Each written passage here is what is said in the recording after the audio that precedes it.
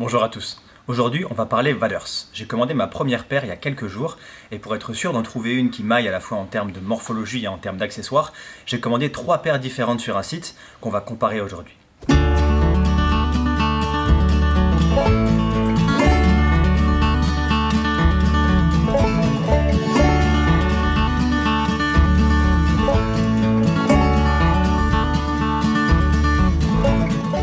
Si je fais cette vidéo, c'est parce qu'acheter des waders en ligne, c'est pas aussi simple que d'acheter des mouches ou une soie ou même un moulinet. On aimerait essayer mais on ne peut pas. Chaque marque a son propre système de taille, les options de taille sont très nombreuses et il y a en plus plein de petits accessoires et plein de petits trucs qu'on ne peut pas voir sur internet alors que pourtant ils ont leur importance. Bref, je me suis dit que ça pourrait t'intéresser si toi aussi t'es à la recherche de ta future paire de waders. Me voici donc avec 3 paires de waders que je vais pouvoir essayer chez moi tranquillement pour au final n'en garder qu'une. Il est important de préciser que je n'ai pas essayé ces waders en conditions réelles de pêche, puisque je vais m'en faire rembourser 2 paires sur 3. Il s'agit donc d'une vidéo comparative sur des aspects tels que la coupe, les matériaux utilisés et tous les petits détails et accessoires qui font qu'on aime ou qu'on n'aime pas tel ou tel waders. Voici donc les 3 modèles qu'on va comparer aujourd'hui. Le Patagonia Swift Current, le Orvis Pro et le Orvis Ultralight. Les critères qui ont fait que j'ai choisi ces waders sont l'affection que j'ai par rapport à la marque, les fonctionnalités du waders, le look et la gamme de prix. J'ai écarté les modèles avec zip central, qui sont certes plus pratiques à enfiler, mais qui coûtent en moyenne 100 € de plus qu'un modèle non zippé.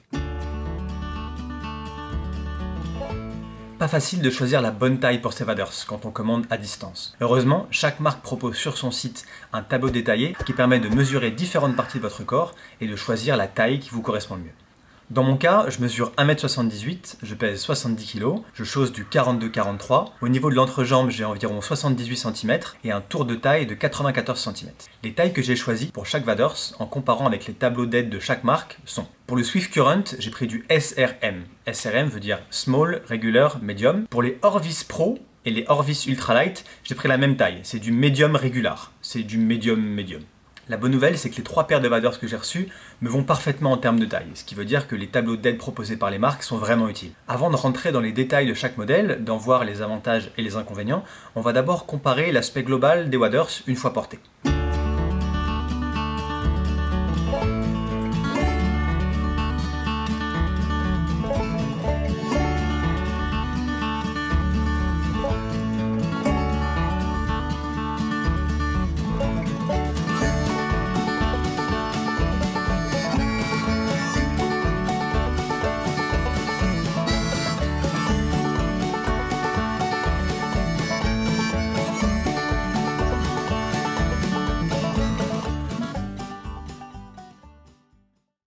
Le Swift Current de Patagonia. La première chose qui m'a plu sur ce modèle-là, c'est qu'il est en matériaux 100% recyclés, ce qui est quand même une démarche qui est super innovante. Pour les avantages, il y en a beaucoup. Tout d'abord, les matériaux. C'est le plus épais des 3. Chaque détail, chaque boucle, chaque zip, tout est fait dans des plastiques nobles ou dans des matériaux qui sont vraiment résistants. Donc en termes de qualité de produit, en termes de qualité des matériaux, c'est celui qui est le plus fini, qui est le plus épais des 3, qui inspire le plus de robustesse. Et à mon avis, ce type de waders, ça va durer vraiment plusieurs saisons.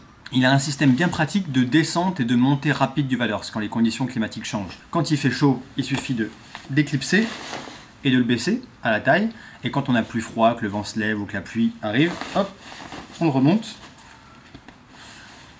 et on reclipe simplement et c'est réglé.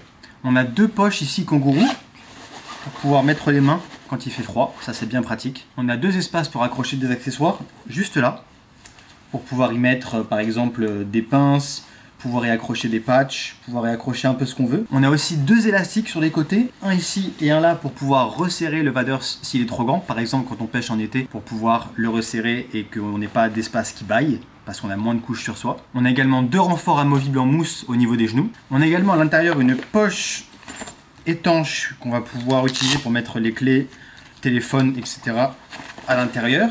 La poche zippée étanche à l'extérieur, mais on a également 2 grandes poches à l'intérieur, à droite et à gauche, pour pouvoir stocker une boîte de mouches en plus, ou moi je pense plutôt à mettre un casse-croûte, une bouteille d'eau, ou même un coupe-vent ou une couche en plus au cas où il fasse froid. Dans les inconvénients, le premier qui me vient à l'esprit, c'est la coupe. La coupe est très bien sur 95% du waders, même si les chaussons sont un petit peu, je trouve, trop larges et prennent beaucoup de place dans la chaussure. Mais le vrai défaut, c'est, j'ai l'impression, la coupe Patagonia, vu que j'ai retrouvé ça sur des pantalons de randonnée également. Au niveau de l'entrejambe, ils sont vraiment courts. C'est-à-dire que si je me lève, ici, c'est limite si je touche pas.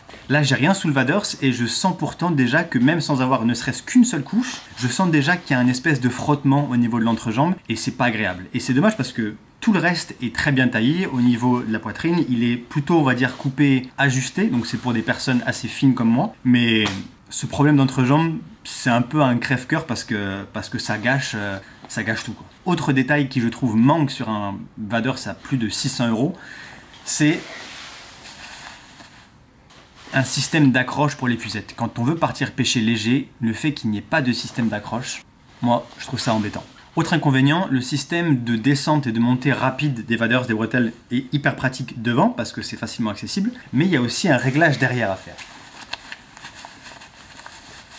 Et pour avoir accès au bouton qui est dans le dos, vous avez beau être un peu souple comme je le suis, c'est hyper compliqué d'y avoir accès et de pouvoir remonter le waders. Donc là, par exemple,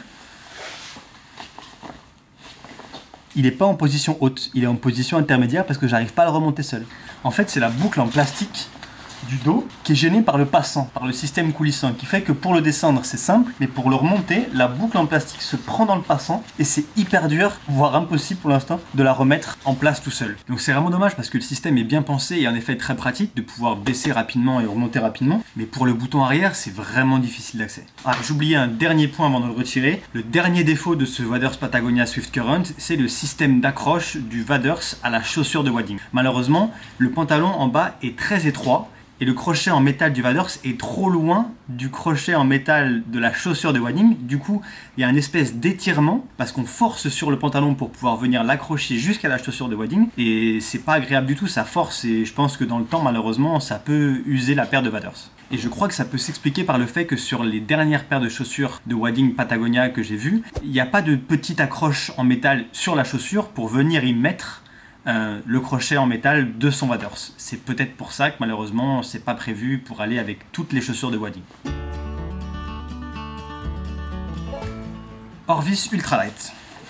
Premières impressions, c'est le plus fin des trois, mais donc aussi le plus souple. C'est celui qu'on sent le moins sur soi, c'est le moins épais. Ce qui veut dire qu'il est parfait, je pense, pour une saison printanière estivale. Peut-être un peu moins pour la pêche en conditions hivernales ou quand il fait vraiment très froid. Dans les points positifs, on retrouve un système de descente et de montée rapide des waders. Hop. Cette fois-ci, c'est un espèce d'aimant qui vient se clipser, qui fait qu'on peut retirer le waders et le remonter très rapidement.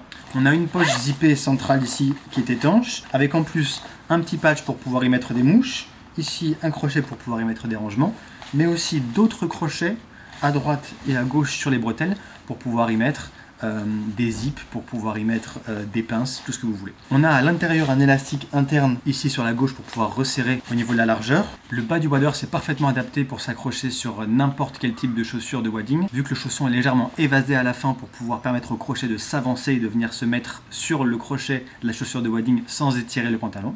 En termes de coupe, rien de particulier, il taille bien au niveau des chaussons, au niveau de la taille, au niveau de la longueur, de l'entrejambe, pas de souci particulier. A noter que ce Orvis taille légèrement plus grand que son grand frère le Orvis Pro et aussi plus grand que le Patagonia qui lui a une coupe vraiment plus ajustée. En termes d'inconvénients, le premier inconvénient que je trouve c'est qu'il n'y a pas de système d'accroche épuisette dans le dos. Donc si on veut prendre son épuisette, soit on la prend dans un sac à dos et j'aime pas pêcher avec un sac à dos, soit on la prend sous le bras, soit on trouve un système D avec un élastique. Mais en tout cas on ne peut pas l'accrocher simplement au dos de son waders. Autre inconvénient, mais est-ce que vraiment c'en est un, c'est qu'il n'y a pas de poche ici kangourou pour pouvoir mettre les mains et se protéger les mains du froid quand il fait trop froid dehors. Vu que c'est un waders qui est plus fin que les deux autres et donc pas destiné à une pêche hivernale, peut-être plus destiné à un milieu de saison qu'à un début froid de saison ou à une fin de saison, je pense pas que les poches finalement soient nécessaires. Un inconvénient qu'on retrouve malheureusement sur le Patagonia Swift Current, c'est le système de descente et de montée rapide des bretelles. À l'avant, pas de souci. ça se fait hyper simplement. Par contre, à l'arrière, le bouton qui est dans le dos, lui, n'est pas forcément très accessible. Même si c'est aimanté, il y a un petit côté magnète qui le rend plus simple que sur le Patagonia, c'est quand même hyper dur.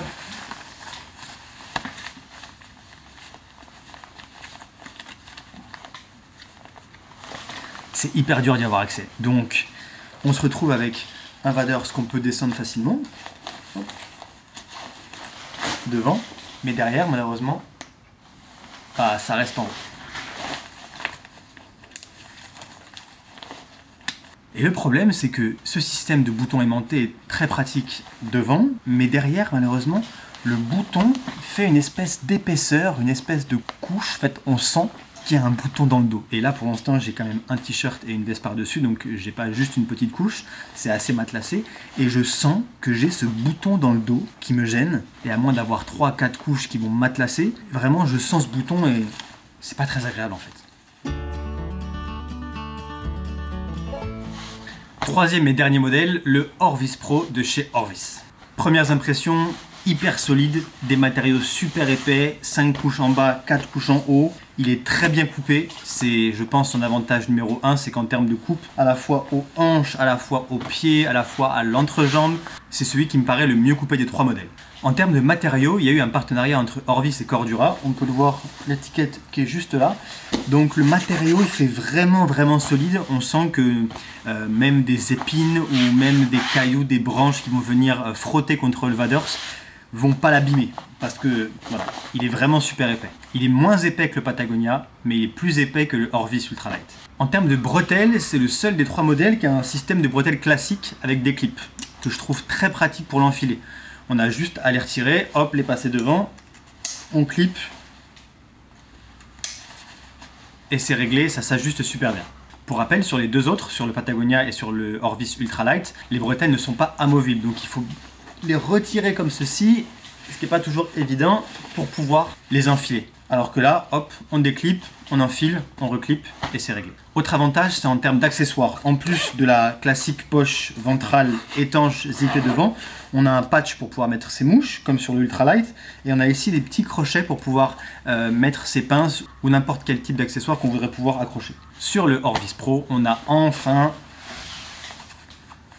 un petit crochet pour y mettre son épuisette. C'est le seul des 3 modèles qui a ce système d'accroche pour épuisette, ce qui est pour moi un gros avantage parce que j'aime vraiment partir léger sans sac à dos. La poche kangourou doublée en polaire à l'intérieur, très agréable, tout comme le Patagonia, aussi très pratique. On a également un élastique sur le côté pour pouvoir resserrer le Vaders et l'ajuster à son buste, selon qu'on ait plus ou moins de couches. Pour rappel, il y en a 2 sur le Patagonia Swift Current, un à droite et un à gauche, là il n'y en a qu'un seul. On retrouve les renforts amovibles au niveau des genoux. Pour ce qui est des rangements, on a également sur celui-ci une sacoche supplémentaire à l'intérieur qui peut se déclipser simplement avec des petits compartiments qui est pratique pour mettre ses clés, pour mettre son téléphone, ses papiers, sachant qu'on a déjà une poche zippée à l'intérieur pour pouvoir ranger tout ce qu'on veut. En termes de système d'accroche du Vaders sur les chaussures de wading, il est très bien fait vu que le pantalon en bas est légèrement plus large pour que la petite languette avec le crochet en métal puisse s'avancer sur la chaussure de wading. Donc tout match parfaitement, même avec mes chaussures Sims, ça s'accroche nickel, pas de problème. En termes d'inconvénients, il n'y en a pas beaucoup. Le premier que je dirais, c'est que sur les bretelles, qui sont très bien faites et qui sont très durables, il n'y a pas de petit système d'accroche comme il y a sur les 2 modèles précédents pour pouvoir accrocher des choses. Mais est-ce vraiment important vu qu'on les retrouve juste là? Autre chose, en termes de rangement, j'aurais bien aimé retrouver, comme sur le Patagonia, des poches à l'intérieur sur le côté pour pouvoir mettre un sandwich ou pouvoir mettre sa bouteille d'eau ou pouvoir mettre une couche en plus. Là, on a seulement, entre guillemets seulement, les poches zippées à l'intérieur, mais pas de poches non zippées. Voilà, c'est les 2 seuls défauts que je trouve à ce modèle-là, qui est vraiment top à tout point de vue. Nous voici en pleine nature, à quelques pas de la rivière, où je m'apprête à aller tester mes nouveaux Vaders pour la première fois. Je vais faire quelques pas en arrière pour que tu découvres quel modèle j'ai choisi parmi les 3.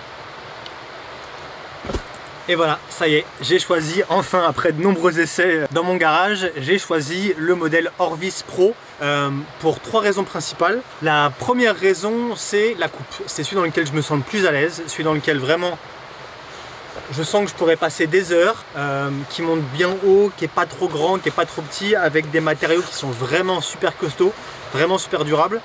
Et vu que je vais pêcher en toute saison, notamment fin de saison, j'ai vraiment besoin d'un matériau qui va pouvoir me protéger du froid et qui va aussi pouvoir me permettre d'aller dans les branches, dans les ronces, sans forcément l'abîmer. Le deuxième critère pour lequel j'ai choisi ce modèle-là, c'est que c'est le seul modèle qui proposait le système d'accroche pour l'épuisette que je vais utiliser dès maintenant pour aller pêcher. Et la troisième raison pour laquelle j'ai choisi ce modèle là, c'est le système de bretelles que je trouve le plus simple et le plus efficace, notamment pour le mettre et pour le retirer. Je ne pense pas avoir besoin du système rapide de montée et de descente des bretelles des deux autres modèles que j'ai essayé. Même si celui-là je veux le descendre, j'ai juste à retirer les clips ou même à passer mes épaules en dessous et je peux aussi le faire, et j'ai au moins pas ce problème de passant derrière qui reste coincé, ni ce problème de bouton qui gêne. Donc celui-là vraiment c'est plus confortable. En termes d'accessoires, j'ai tout ce qu'il me faut pour pouvoir accrocher ici un patch de mouche, pour pouvoir ici mettre ma pince, pour pouvoir mettre deux petits zips rétractables. Donc c'est vraiment celui qui m'a le plus plu et j'ai hâte d'aller l'essayer dans l'eau. J'espère que cette vidéo t'aura plu, qu'elle t'aura peut-être permis d'affiner ton choix si tu te portais sur un des 3 waders que j'ai présenté. Moi maintenant je vais arrêter de parler et aller tout de suite à la rivière pour essayer de prendre quelques truites. Ciao.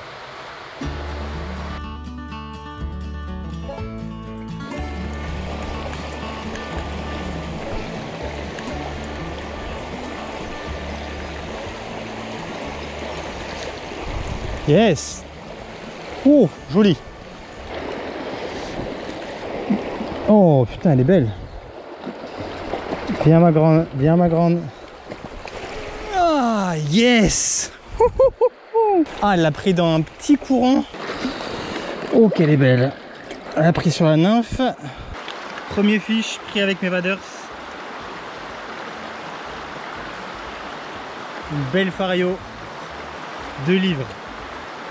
Elle est trop belle. Elle pèse que 2 livres, ça va? Allez. Allez, ma grande.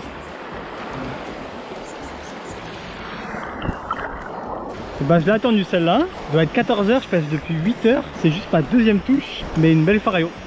Donc je suis content. Avec mes jolis waders, la rivière ne me fait plus peur.